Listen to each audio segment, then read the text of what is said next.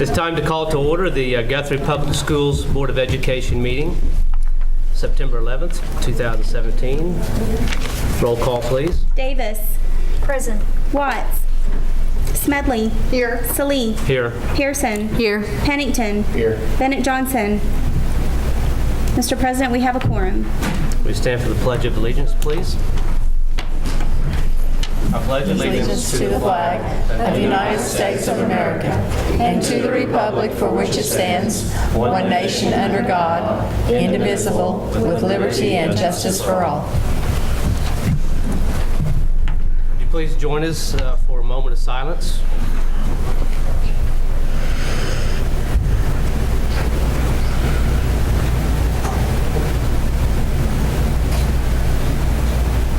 Thank you.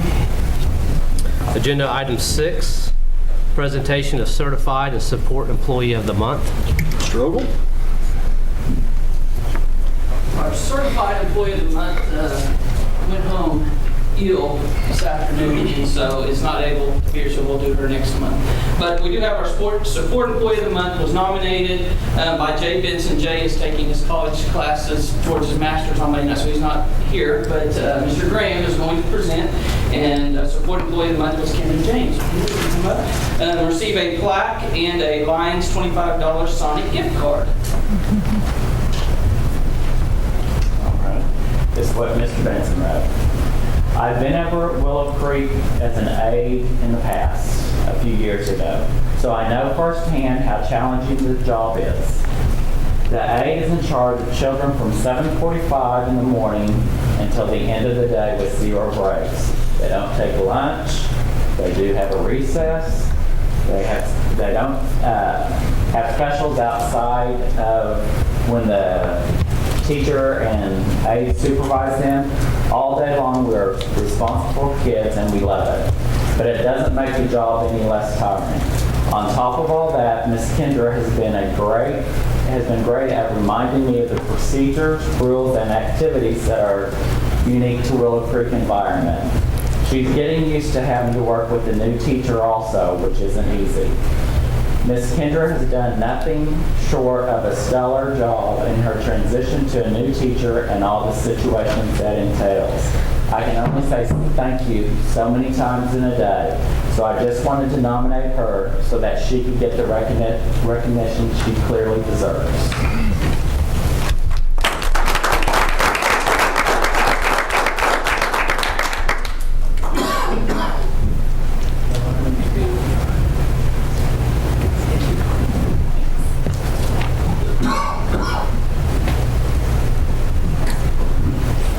Agenda item 7, comments to the board by citizens registered to speak. We have none. Board members. Agenda item 8, superintendent's report. Since we last met, obviously we started school, and I think it's been typical of starting a school. We've had the usual challenges that we face, but I think the staff and the parents have been very patient as we've worked out those early year challenges. And with very few exceptions, our transportation challenges have been resolved and nothing was out of the ordinary. So I'm happy for that. We're still refining some of our things in transportation, and we'll continue to do so. Sometimes all the planning in the world cannot change when other things change that are unforeseen. Some good news from Guess. Carrie Walters, one of our special needs teachers at Guess, partnered with Brandy Parks from Sooner Success to write and receive a Donna Nye Foundation grant for $6,700. The money will be used to provide classroom resources for our severe and profound special needs students. The resources will assist the students in learning basic living skills. So congratulations to Kara and the staff at Guess. Fall sports are well underway. Cross country's off to a great start and they're one of the top programs in 5A. Softball currently has a 12-7 record and a district record of 5-1. They are playing a very challenging schedule, and that district record will be what gets them where they need to go in the playoffs. Our football team got their first victory Friday night, and we have this week off before hosting the Carl Albert Titans at Gelsman on the 22nd.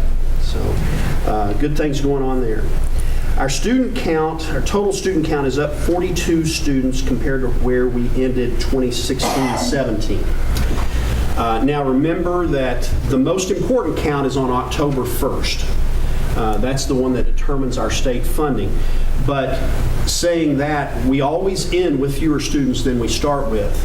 And so the ultimate conclusion here is we've been pretty flat over the last really 3 years. But you guys have heard me say this before. Traditionally, Guthrie flattens out on our growth in times when the economy constricts, and when the economy rebounds, we have grown. And we've had one year that we grew by 200 students from one year to the next in 2012 when the economy was very strong. So I would anticipate that we need to probably prepare for some of that. And I don't know that we'll have that kind of growth, but if we do, try and be prepared for that as well. We received notification from the State Department since we last met of the additional allocation that was from monies that were taken away during the revenue failure last year. And that total was it was $32,700 that we got from last year in the cuts that we had. And so then that gets to the other item that I want to address tonight. In light of the recent Oklahoma State Supreme Court ruling regarding revenue for our current state budget, Governor Fallin has called the state legislature into special session. As you know, one of these cases established that removal of a tax exemption is not a revenue-generating action subject to the constitutional conditions of State Question 640. And that was the Supreme Court case that they just heard and overturned and approved. That was, the majority of that money is earmarked toward education, and that was the sales tax on automobiles. And so, that being said, even in a special session, any revenue-generating measure must originate in the House of Representatives, garner 75% approval of both chambers, and not be voted on in the last 5 days of the session. So if they are going to propose any revenue-generating items, and that's, take away the sales tax exemptions that they could reclaim, if they're going to try and generate any revenue, there has to be 5 days of at least the legislature in session after they pass those bills by law. And I was hopeful that they had an exemption on that for a special session, but that's not the case. So the special session begins on September 25th, and the outcome of the session is going to dictate what revisions, if any, are necessary for this year's fiscal budget. So the special session involves this year's budget and the revenue to support what they've budgeted so far. So that's my report. Well, thank you. Wow. Agenda item 9, presentation on ACT High School to College Success Report for 2016 to 2017 by Mr. Doug Ogle, Assistant Superintendent. First off, I'd like to apologize to the curriculum committee. This was not approved until after the meeting. I would have had that so we could have discussed that in committee meetings. But we'll start off here. Our lovely high school, great picture there, and we're going to look at our 5-year trend data. Okay, there's our district from 2013 to 2017. One of the things that the state started 2 years ago, is that right, Chris, where every student that's a junior can take the ACT for free one time. And so, as you can see, those numbers really started going up and really shot up from 2016 to 17 by 37 students. A lot of the students that would take the test were the students that wanted to go on to college, and so now we're able to offer it to anybody that wants to take it. So if you paid attention to any of the news, the next slide will show how much the state has grown, and I know that our state superintendent talked a lot about this is what she was wanting to show where we were at in the state academically by a standardized test. So our 5-year trend from the state, as you can see, it was 28,988 in 2013. Skip all the way to 2016, 32,854. And then in 2017, we jumped almost a little over 9,500 students that were given the test. And so one thing that you're going to notice is, and the news really hit on it, is when you're having that many more students take the test, the average is going to go down a little bit because of the fact now that the students that were taking the test before that were probably maybe the ones that were planning on going to college. Now you're getting everybody taking the test, and so you're going to see a little bit the averages dropped. So we'll start with the English. You can start here at 2013. District was 19.1, and the state was 20.4. We were gradually kind of climbing from 2013. 14, we didn't really move. 2015, we were growing, getting closer, and then we had a dip in 2016. And then 2017, you can see the state was 19.8. It dropped to 18.5, and you can see we dipped right along with it. And so really, it was pretty flat when you consider that the state dropped, and so did we as a district. One of the things I would say with the 2016 and 2017, that was when we had the big, where we had let go some staff and did rehire some positions back because of budget cuts. And I would like to think that that probably has something to do with it just because our student-teacher ratio went up. And so one of the things that I know that we've talked about, Mr. LeGrand and his administrative staff, is what can we do to help prepare, and we'll have Mr. LeGrand talk a little bit about that at the end of this slideshow. Math, you can look at the same thing, 2013 to 2015, we're climbing on it. And then last year, 2016, we took a step back. And then, once again, if you look at 2017, we're at 17.7, and the state was 18.5. Still pretty flat. We did come up a little bit, about 0.2 of a point, towards getting back to that state average where we want to be or better. And so, like I said, one of the things that we talk about is what can we do to help our students now that we're testing more to prepare for the ACT, and we'll talk about that in a minute. The reading, once again, it's kind of the same format, 2013, 2014, we're climbing. 2015, we kind of peaked up right there. We're right at state average. And in 2016, we dropped down a little bit. And once again, you can see that the state dropped from 21.3 to 20.1, and we dropped right there with it. And so still pretty flat in there. We're just not moving that needle, and that's one of the things that I'm concerned with, is we want it to be gradually getting to that state average and getting higher, but we've just kind of been stagnant the last 2 years, and so that's one of the things we're looking at hard of what we can do to get that changed. Science. Once again, you can see we were climbing 2013, 2014, 2015. We're right there at state average. And then we took a step back in 2016, and then we dropped a little bit in 2017, just like the state average. And, you know, in all honesty, stayed just flat. We just didn't move the needle any. We're still about that 1% off from the state average. And so it's kind of the same thing with, you know, every one of these subjects that we talked about. And the last one, we have a composite of all the scores in there. Once again, you can look at it, 2013 up, and then we kind of flatlined, didn't do much. 2016, and then we took a little bit of a drop with the state as well, and we're 1% off from the state average on the composite.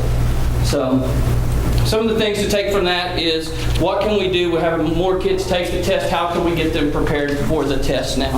And so I've asked Mr. LeGrand to come up and visit with some stuff that we've already started talking about during the summer to implement, and stuff that's already going on at the high school, and then I'll answer any questions you guys have. Thank you, Mr. Ogle. We are working diligently to try to improve our scores, and as you can see, again, from 16 to 17, you're talking about every student in the junior class taking that test. And I think what's important to realize as well is that these scores that we get are from the graduating seniors. So you're talking about the seniors who just graduated this past May, and it's their most current score. So if they've taken the test multiple times, and say they score a 24 as a sophomore and score 23 the last time they take it as a senior, well, what's going to be counted is the 23 and not the 24. And so it's realistic. If you've had children, you know that they've taken this test multiple times. There's usually 2, 3 at the very most differential between their highest and lowest scores. They don't move up real. It's a very valid test, but that's something that you have to take into consideration too. It's the most recent test and not necessarily the highest test score that they've had over the course of their high school careers. But again, like Mr. Ogle said, when you look at the fact that every junior in the school is taking a test, not just your students that are going to college or college bound, then obviously there's going to be more kids taking the test, and that's going to lower your average a little bit. But with that being said, what can we do? This year we've done a couple things to try to improve our ACT scores. First thing is we've instituted our Power Hour, which is an hour lunch. And each month, each junior in the school has the opportunity to participate in an ACT preparation course. All right, we've purchased 30 licensed through Study Island to do ACT prep. I got on there today and looked at it myself. It's actually 4 modules. There's English, reading, science, and math, and it takes the students through different points and types of questions that are on the ACT and practice questions and practice tests. And so I think that's going to be beneficial. In fact, we put out a Google form, and the students actually go online and sign up. At first, we were going to just assign a certain number a particular month, but then we got to thinking with these high school kids, a lot of them are very active, involved in different organizations and activities, and so I wouldn't necessarily want to assign someone, a tennis player, for example, maybe in February or March when they're gone all the time. So we're giving them the opportunity to decide which month they want to sign up to participate in the ACT prep. So if they'll have a month to complete it, and if they complete it during that lunchtime, that Power Hour time, we're going to give them an elective credit for ACT preparation. And so we're excited about that, and we think that's going to help them prepare for the test. Another thing is in math class, we're getting to the point where we're going to give them time tests. This is kind of a transition from the ELI state test, which were untimed. They had as much time. You can have 3-4 hours to take a test until you're finished. The ACT is a time test, and for example, the math is 60 questions in 60 minutes. And so you've got to learn how to manage time and to realize it's not unlimited time. So that's kind of a change and a mindset, and we'll work on that as well. We've also got an ACT elective class for math preparation. Mr. Myers is teaching a semester class, and basically what they're focusing in on are ACT questions based on the math test itself. And that's for seniors, and so that gives them the opportunity to get some more practice in prior to taking that test again as a senior or for their last time. So we're excited about that, and again, statewide, and Mr. Ogle pointed this out, and I think it's very valid. And I think the state of Oklahoma, I don't want to be real political here, but when you're looking at, we have larger class sizes and fewer certified teachers, and then we wonder why ACT scores across the state are going down. I think there is a direct correlation. But that's just the reality of it, not an excuse, but we realize that we have some improvements to do, and we're working on that as we speak. So I really like the idea of offering the test prep to all of our juniors, and I think that's going to have an effect overall on our scores as we move forward. Hey, go back and say this again, Chris. Now, you said the test is just the seniors, their last time they take seniors. it? So it's got nothing to do with the juniors taking this in any of these? No, but if they took it as a junior and didn't take it as a senior, it's that junior score. Okay. It's the most recent score. Okay. Yeah. Of the seniors. The most recent score. But if you're a senior, you took it as a junior, your junior score is what, if you didn't take it as a senior, your junior score is what counts in this. Okay. Right. all right. Last score. The of last seniors. score. The most recent score, and some of these, Okay. they may not So it may take be it a again junior as a score in senior. there They then. just took it All right. once when it was free as a junior, and they may not take it again as a senior. So how many are actually participating in it now? In the Power Hour opportunity? Yeah, and what we have is 30 site licenses, so basically 30 kids can get on during that time. But it's an online program, so they could actually go home and work on it at home as well. How many do you have doing that? Right now, I think we've got 15 that have signed up for the first one in September. As we kind of go through October, November, there's more of them that have signed up. But this initial, I think they're still trying to get back into the swing of school. And is this reflected? Plus, on the they report give it in card? March, and I think some of them want to kind of wait until closer to test time, but we just can't wait, and try to get everybody in with only 30 site license on campus. Well, isn't there test dates in October and December? Yeah, okay. Right, but the one that's free for all the juniors will be the one in March. It's in March, the Yeah. free one? Okay. It was, I think, early April the first time and very late March the second time they gave it, but it's after spring break. I see. Any other questions for Mr. LeGrand and Mr. Ogle on this? Thank you.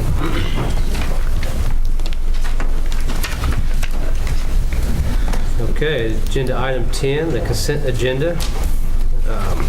Do we have a motion there? Mr. President, I'll make a motion, we approve the consent agenda with the exception of ask to pull item B from the consent agenda.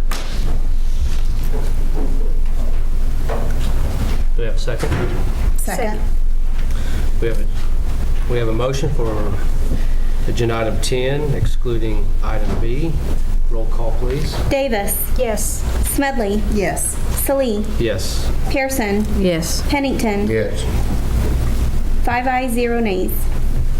Now, agenda item 10B. Do you have a motion to approve? I make a motion that we approve consent agenda item B. Second.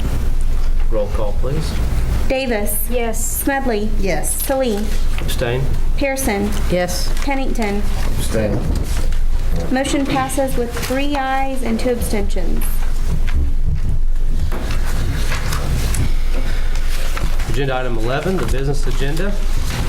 Item A, recommendation, consideration, and action upon gifted and talented committee for 2017 to 2018. This is an annual item that we approve as a board, and the recommendation is on page 42 of your packet. Ms. Walters can answer any questions you might have. Do we have a motion? I make a motion that we approve the Gifted and Talented Committee for 2017-18. Second. Is there any discussion? Roll call? Davis. Yes. Smedley. Yes. Salee. Yes. Pearson. Yes. Pennington. Yes. 5 ayes, 0 nays. Agenda item 11B, recommendation, consideration, and action upon professional development committee for 2017 to 2018. Again, this is an annual item that we bring to the board for their approval, and it's on page 43 of your packet. Ms. Walters can answer any questions. Recommend approval. I make a motion that we approve the Professional Development Committee for 2017-18. Second. Any discussion? Roll call? Davis. Yes. Smedley. Yes. Salee. Yes. Pearson. Yes. Pennington. Yes. 5 ayes, 0 nays. Agenda item 11C, recommendation, consideration, and action upon contract with the Stacy Group for architectural services for 2017 to 2018. This is, their contract is up for renewal. It can be found on pages 44 through 53. There are no changes to their fees from previous contracts, and recommend approval. If there are any questions, I'll be glad to take them. Do we have a motion to approve? Make a motion that we approve the action upon contract with the Stacy Group for architectural services for 2017-2018. Second. Is there any discussion? Is this the appropriate time to ask where we are on the status on The school? Yeah, Let's do that when we consider the change order. okay. Any further discussion or questions? Roll call, please. Davis. Yes. Smedley. Yes. Salee. Yes. Pearson. Yes. Pennington. Yes. 5 ayes, 0 nays. Agenda item 11D, recommendation, consideration, and action upon the 2017 to 2018 estimate of needs as prepared by Putman and Company, PLLC, and 2016 to 2017 financial statement and the authority to publish the same. This is the annual item before we approve the budget that goes to the county to demonstrate our estimate of needs. Pages 54 through 104, been prepared by our auditor, and Ms. Chappell will answer any questions that you might have. I move we approve the 2017-18 estimate of needs as prepared by Putman and Company, PLLC, and the 2016-17 financial statement and the authority to publish the same. Second. Any discussion? Roll call, please. Davis. Yes. Smedley. Yes. Salee. Yes. Pearson. Yes. Pennington. Yes. 5 ayes, 0 nays. Agenda item 11E, recommendation, consideration, and action upon approval of agreement with Finco Geodemographics LLC for 2017. This was, recommendation comes following an RFP for demographic services, and recommendation after review of the submittals was to employ Finco Geodemographics, and Alan Fincham is here from Finco. If you guys have questions or anything of him about the scope of work that he will be performing for our district. Alan, you want to come up? I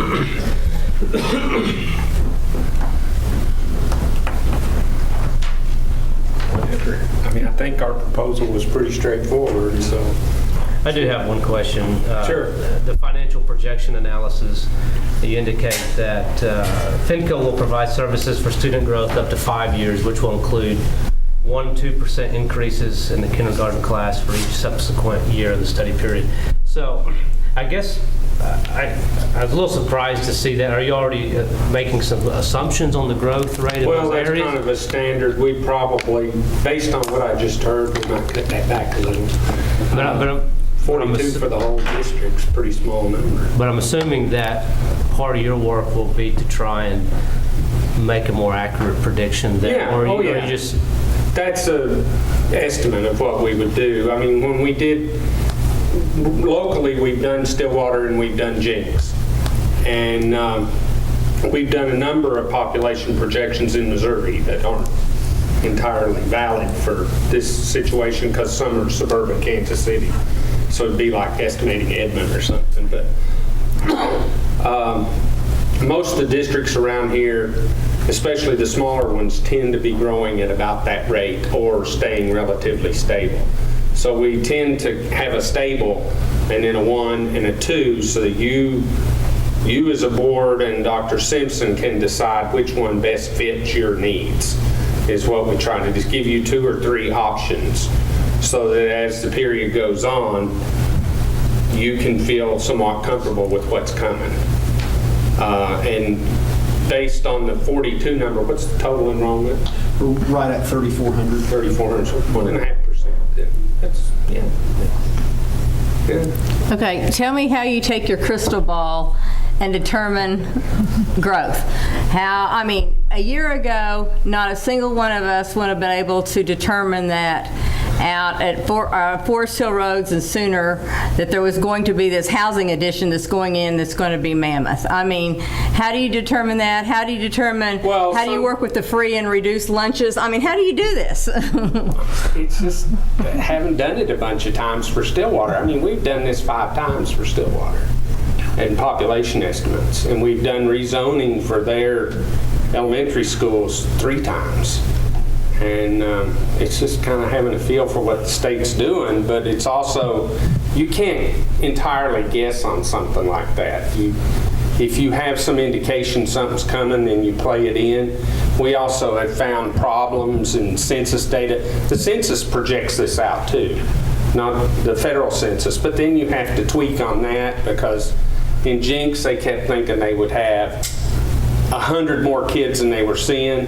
Well, they were putting growth in where Oral Roberts is. And that's a bunch of young women who, under more normal circumstances, you would predict would be high growth. You know, they'd have lots of kids.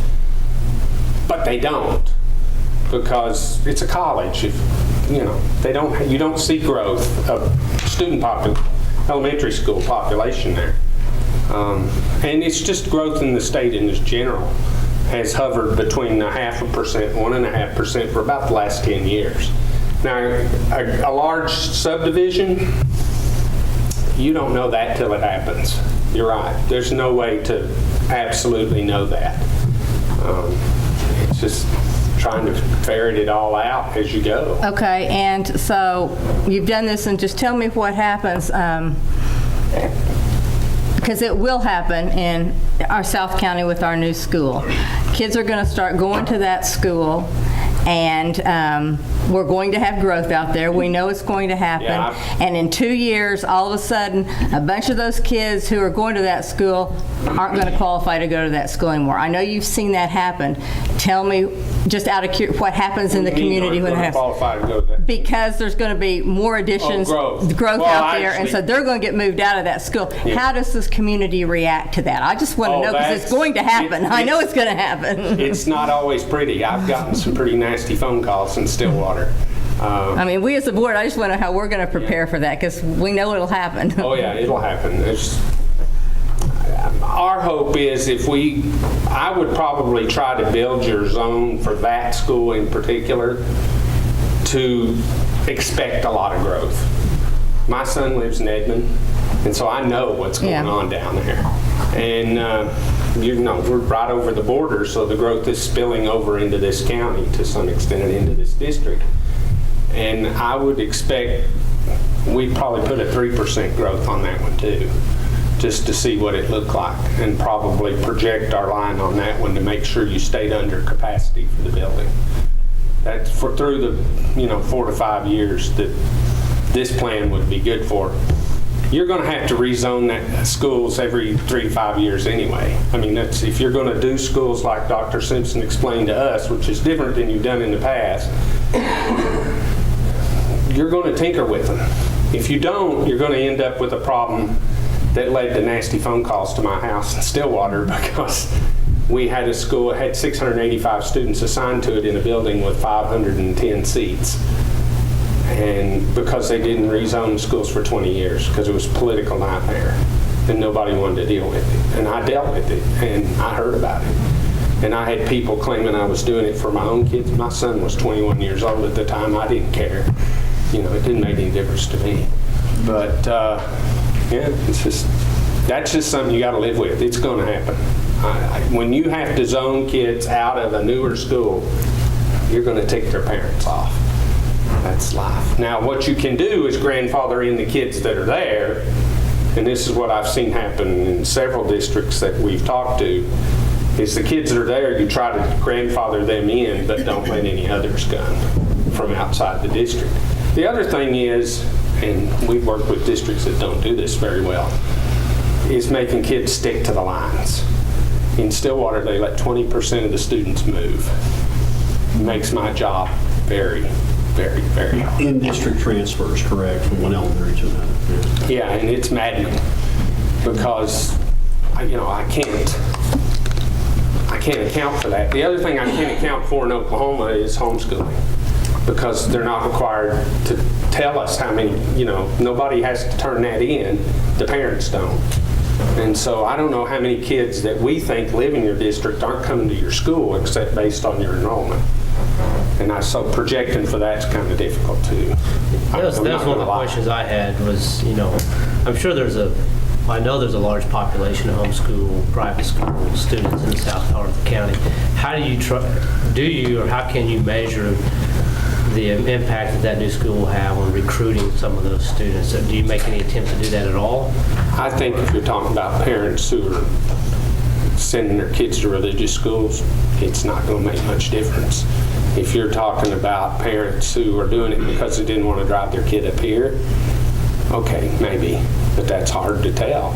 We probably run primarily off the total possible enrollment for our primary numbers. As part of my, some of my questions surrounding this study is, that's an unincorporated part of the county. There's no zoning. I would think that makes it a little more challenging trying to predict the growth. We all know growth is going to continue to accelerate. And In that area, probably will accelerate exponentially based on the new school being there. So are you able to measure that? Because my experience is that doesn't really happen as much as you think. Stillwater built 2 new schools, and they haven't seen much change in their districts. Now that's built-in bias on schools.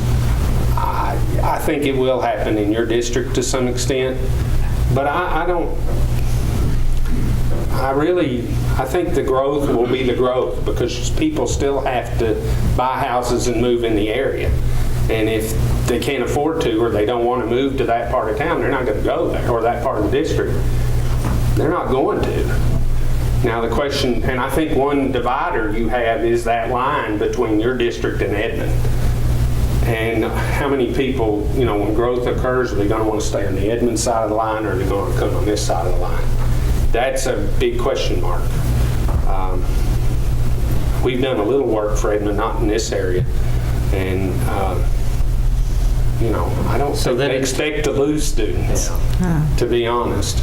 So then as you look at the district as a whole, I assume then you will be looking at each future neighborhood school, and then you try to accurately predict the growth model for those that areas school. And then design the boundaries based on that? Yes, and I would probably, to be honest, I think we would be pretty conservative with that school down there because of growth. I think that's where your growth is. I don't think you're going to have much of any up here. And see, that's I guess one of the reasons I've kind of questioned the need for your services is we know that's where the growth is. I'm not sure we're going to have any in town, but I guess you attempt to answer that question then. We try. And a lot of it's based on experience, having done this before. A lot of it's based on the population projections we've done, not only in Oklahoma for a number of districts, but in other states as well, and watching their growth. And I would be shocked if your growth in that part of your district was more than 3%. I really would. Another item. Unless you're telling me they're going to build 600 houses down there and they're going to be lower income houses.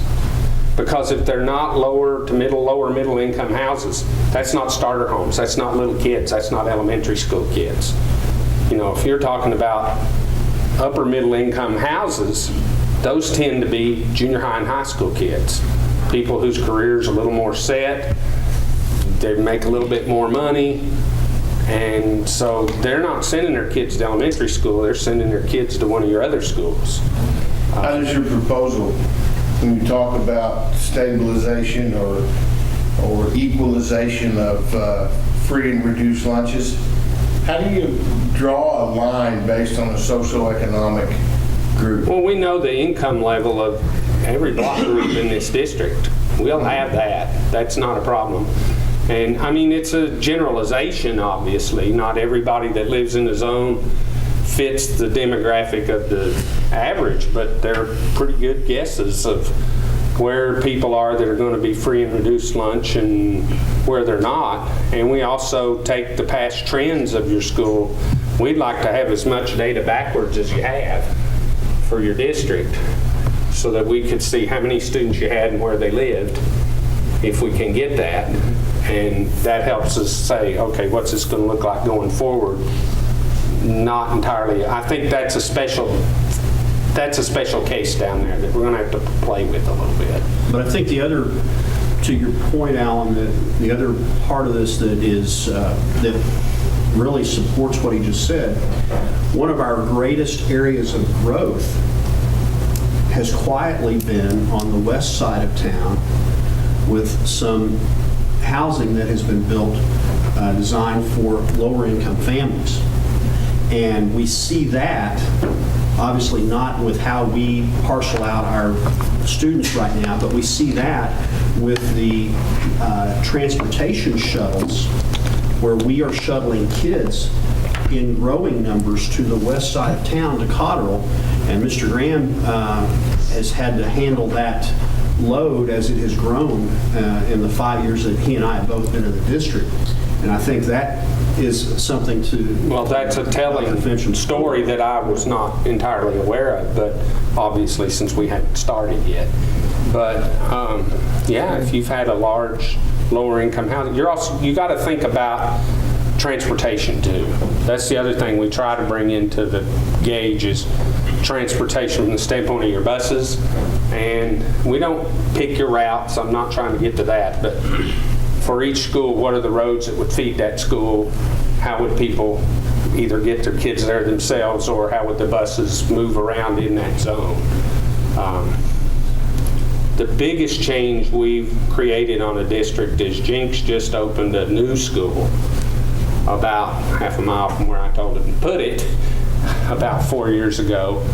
And the reason I told them to put it where I did was because they were going to bus kids across the river. If you're not aware, the Arkansas River runs through the middle of their district.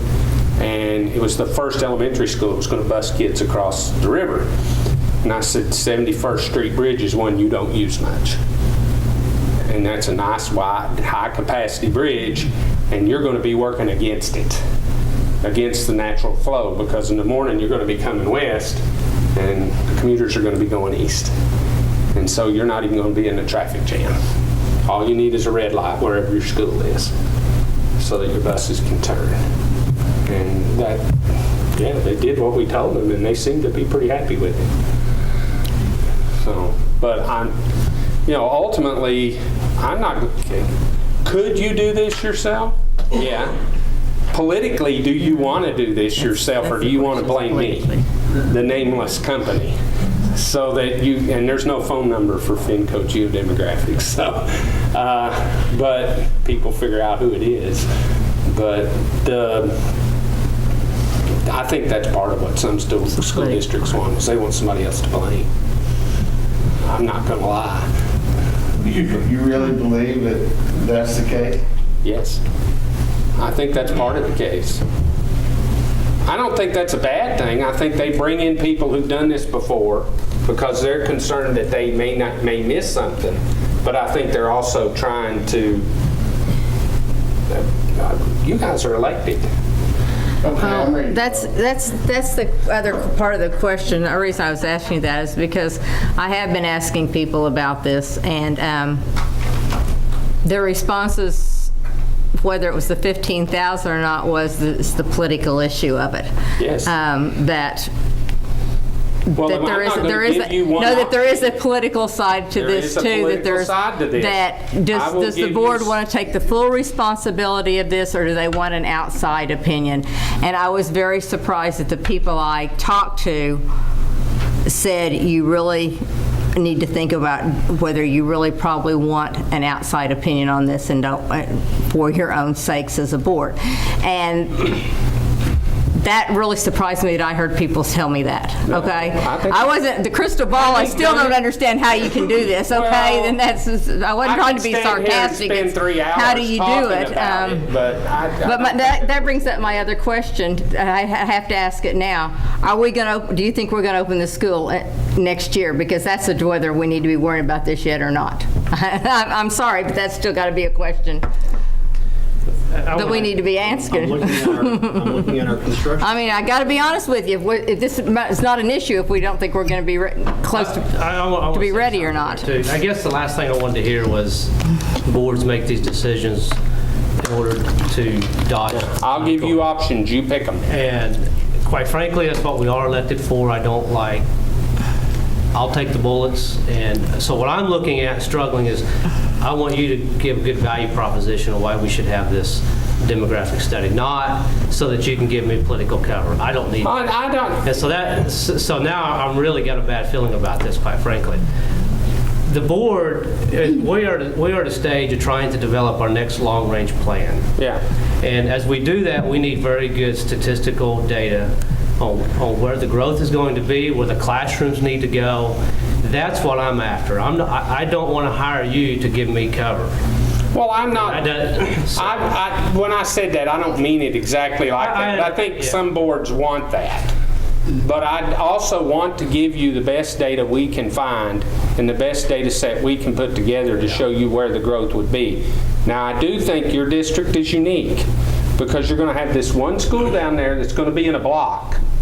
And then you're going to have these other 3 up here.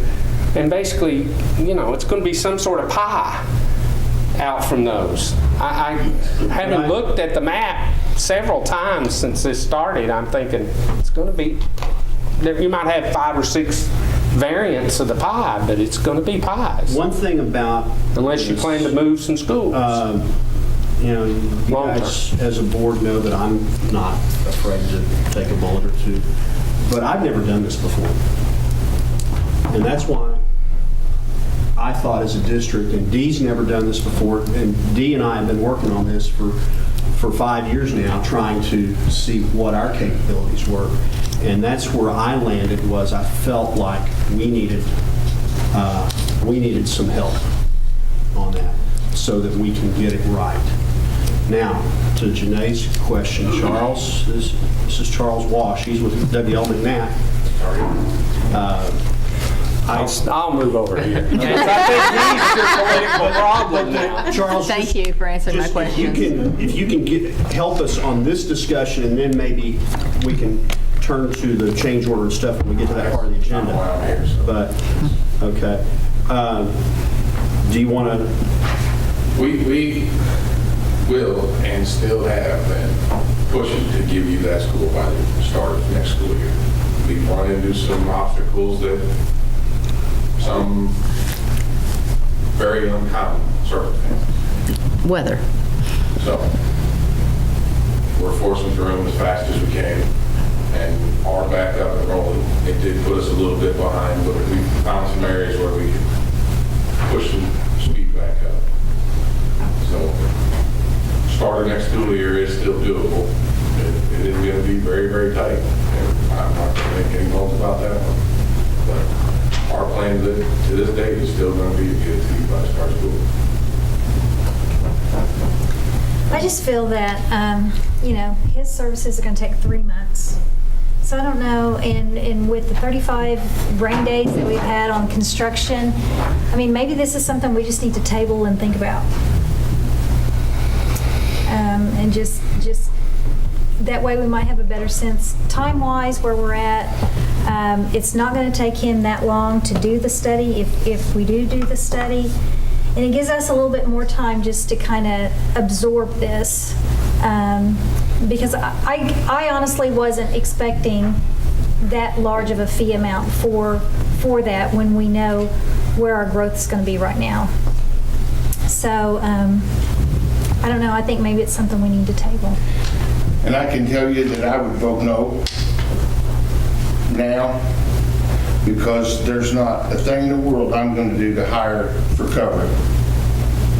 Well, I just can't do it. I don't want to do it, and I won't do it. And I think if anybody does it for that reason, it's ridiculous. $15,000 could pay these people more money. And I'm going to vote no. Mr. President, I make a motion that we table this till next meeting. Second. We have a motion and a second. Any further discussion?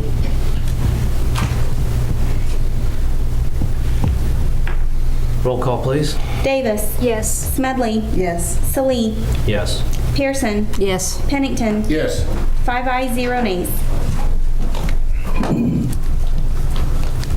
Agenda item 11F, recommendation, consideration, and action upon change order for Genco Construction Company.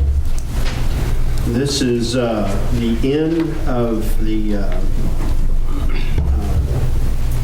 contingency money. And this is a deduct where we will get the money back on what we did not use the contingency on Central Elementary and with the windows and the HVAC. Mr. President, I make a motion we approve that if anybody changes their mind. Second. We have a motion and a second. Any additional comments? Roll call, please. Davis. Yes. Smedley. Yes. Salee. Yes. Pearson. Yes. Pennington. Yes. 5 ayes, 0 nays. Agenda item 11G, recommendation, consideration, and action upon change order number 1 for W.L. McNatt, construction of Charter Oak Elementary. This is the cost to lower the water line at the Charter Oak site. I think I shared with the committees about the challenges that we faced there with the rural water district. The line was not where they said it was when the project was originally drawn up. And so we are in a situation where we will have to lower that water line, and the cost is $46,525 to do that. This project had built into the contract with W.L. McNatt and their bid price a $75,000 contingency. And so that will come from this contingency. So it is already part of the bid price. But we're asking for you to approve the change order. And we are kind of have our backs against the wall on this. And Charles, is there anything you want to add on that? To be frankly honest, even if it had been known where it was, at the end of the day, it would have had to have been moved. So it would have been included in the initial bid cost, which would have raised your initial cost. I know it's a sticker shock, but it's an 8-inch water main, 700 feet long.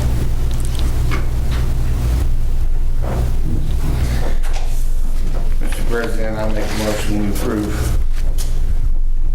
agenda item G. Second. Any further discussion? We have a motion and a second. Roll call, please. Davis. Yes. Smedley. Yes. Salee. Yes. Pearson. Yes. Pennington. Yes. 5 ayes, 0 nays. Agenda item 11H, receive bids for the purchase of $3,200,000 building and equipment bonds, Series 2017 of the district, and vote to award said bonds to the lowest bidder complying with the notice of sale and instruction to bidders. Mr. Wolf? Yes. Handout, so no trip. This is the actual results. This is comparisons with other years so far.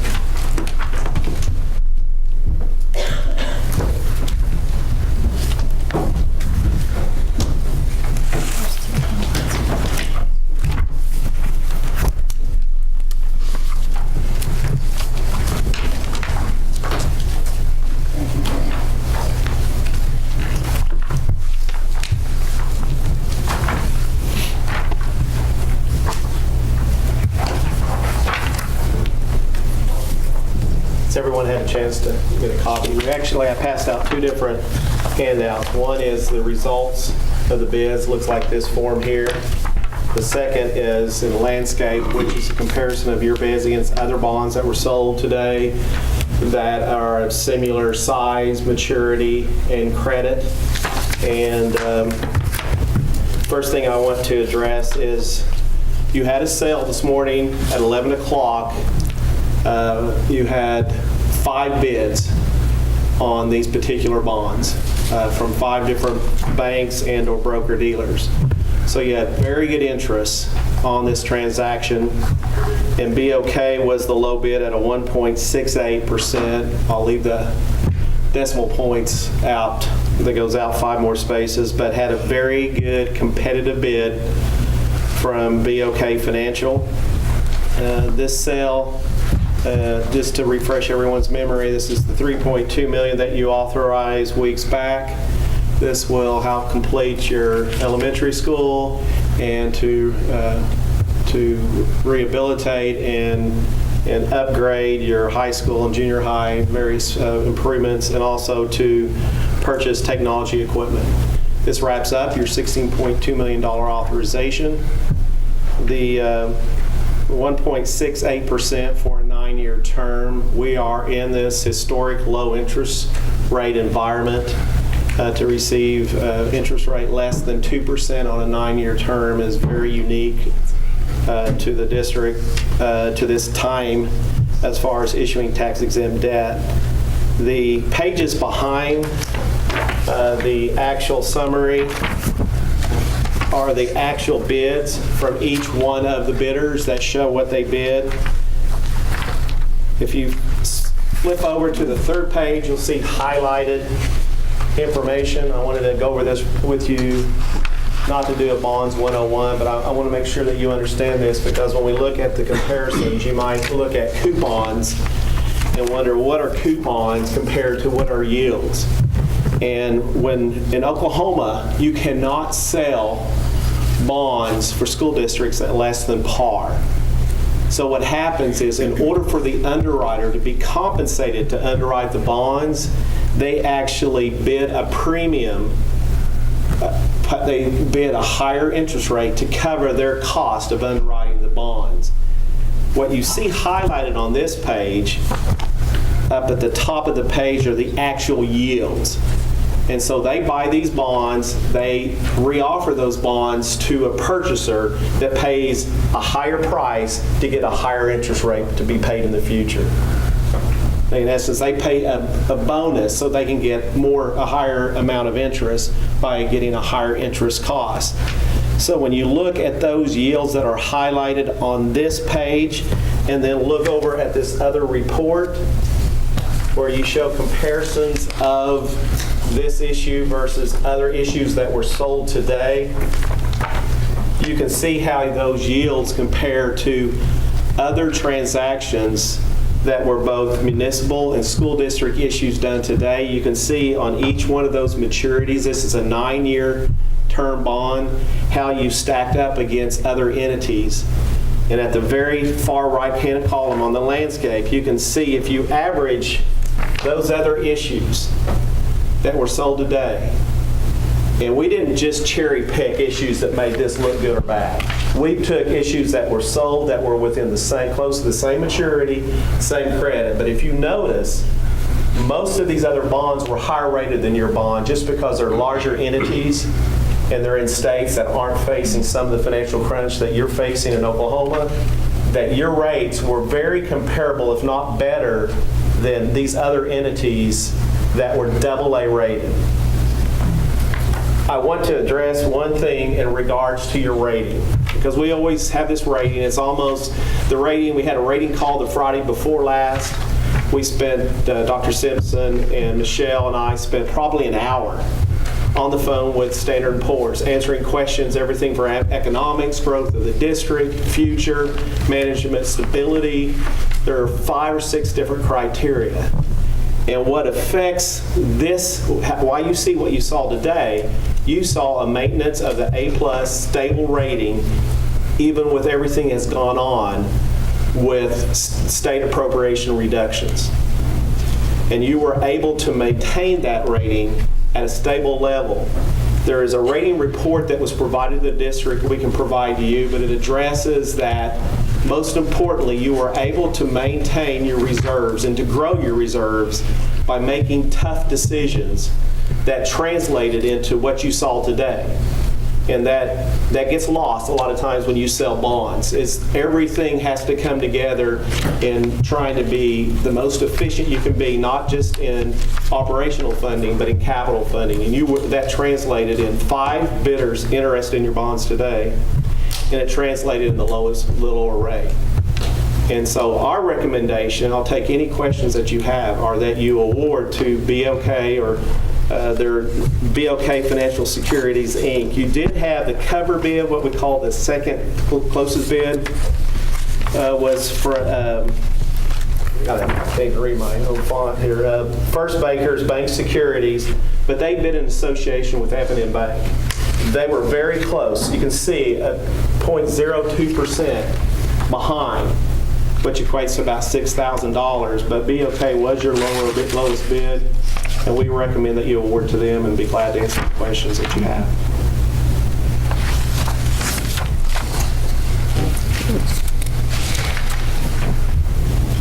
President, I make a motion that we accept bond council's recommendation and complete the sale with BOK Financial for our bonds. Second. We have a motion and a second. Any other discussion? Roll call, please. Davis. Yes. Smedley. Yes. Salee. Yes. Pearson. Yes. Pennington. Yes. 5 ayes, 0 nays.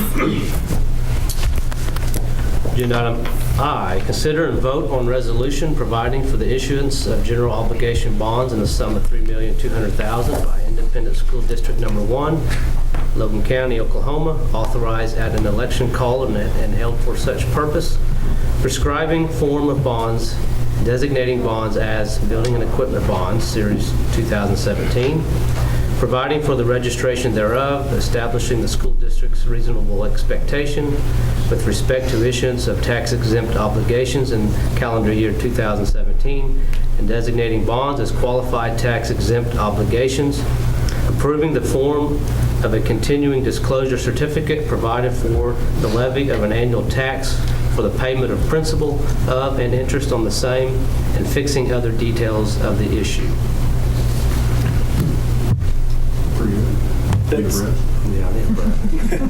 Is that going to keep that millage down there to where we wanted it? Well, actually, your mill levy is, for this upcoming year is going to be, I think, 12.47. Which mills. our target is 15. 15, so you... But as John and I have talked, the net assessment valuation growth has exceeded the expectations that we built into the assumptions when we put this together. Mr. President, I make a motion that we approve item A on the agenda. Aye. As you read it. Item I, as you read it. Second. We have a motion and a second. Any other discussion? Roll call, please. Davis. Yes. Smedley. Yes. Salee. Yes. Pearson. Yes. Pennington. Yes. 5 ayes, 0 nays. Thank you. Agenda item 12, proposed executive session for the purpose of discussing employment of personnel, FMLA request, resignation and separation from employment, and transfer of position request.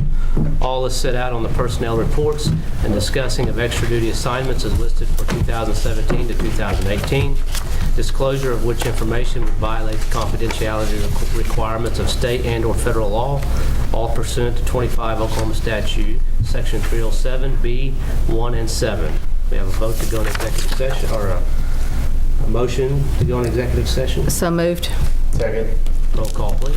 Davis. Yes. Smedley. Yes. Salee. Yes. Pearson. Yes. Pennington. Yes. 5 ayes, 0 nays. Agenda item 12B and C is time to acknowledge the board's return to open session. And only items in Agenda 12 were discussed in executive session and no votes were taken. This shall constitute the executive session minutes. Agenda item 13, vote on action as set out in the personnel reports. Do we have a motion? I make a motion we approve personnel reports. Second. Roll call, please. Davis. Yes. Smedley. Yes. Salee. Yes. Pearson. Yes. Pennington. Yes. 5 ayes, 0 nays. Agenda item 14, action upon recommendation of extra duty assignments as listed for 2017 and 2018. I move we approve the extra duty assignments listed for 2017-18. Second. Roll call, please. Davis. Yes. Smedley. Yes. Salee. Yes. Pearson. Yes. Pennington. Yes. 5 ayes, 0 nays. Agenda item 15, recommendation, consideration, and action to accept any resignations offered since the posting of the agenda. Mr. Vice President, I have one retirement letter for our consideration. It is Eva Cordero, who has over 29 years of working on her ELL program, and she wants she's indicated she plans to retire at the end of the school year, May 25th. Recommend approval. We have a motion to accept the resignation, the retirement. I make a motion that we accept the resignation of retirement for Miss Eva Cordero. Second. Roll call, please. Davis. Yes. Smedley. Yes. Salee. Yes. Pearson. Yes. Pennington. Yes. 5 ayes, 0 nays. Agenda item 16, discussion of possible action on new business not known about or could not have been reasonably foreseen at the time of the agenda posting. We have none. We have a motion to Mr. adjourn. President, I make a motion we adjourn. Second. Roll call, please. Davis. Yes. Smedley. Yes. Salee. Yes. Pearson. Yes. Pennington. Yes, ma'am. 5 ayes, 0 nays.